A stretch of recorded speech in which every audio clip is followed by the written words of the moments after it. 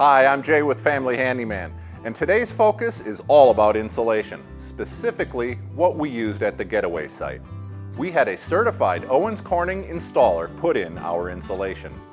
The single most important factor to your home's energy costs is how well it's insulated. Be aware of the code in your region so you use the correct insulation with the correct R value. And when you're choosing windows, pick ones that have a good R value as well. Anything over 5 is excellent. When insulating your home, you want to make sure every nook and cranny is covered. And as we did at the Getaway, seal it with 6 mil poly vapor barrier. In fact, I've got a tip on how I like to cut batt insulation. Let me show you how. So I make a really simple jig out of a piece of scrap plywood.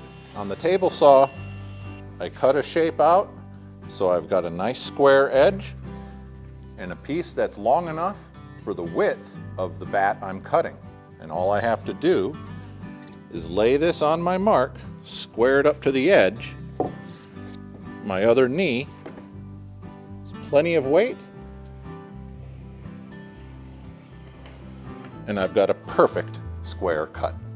Now, we designed the Getaway with insulation in mind, which means we spaced our studs at 24 inches on center. That's perfect for this sized insulation.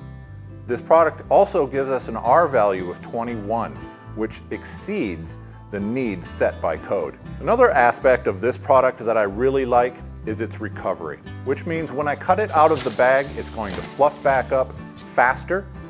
It's also going to have the rigidity to stay in the stud space without the need for craft facing.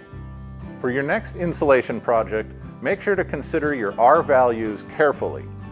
Also, don't forget about this tip on cutting insulation batts. It saves me a lot of time on my job sites.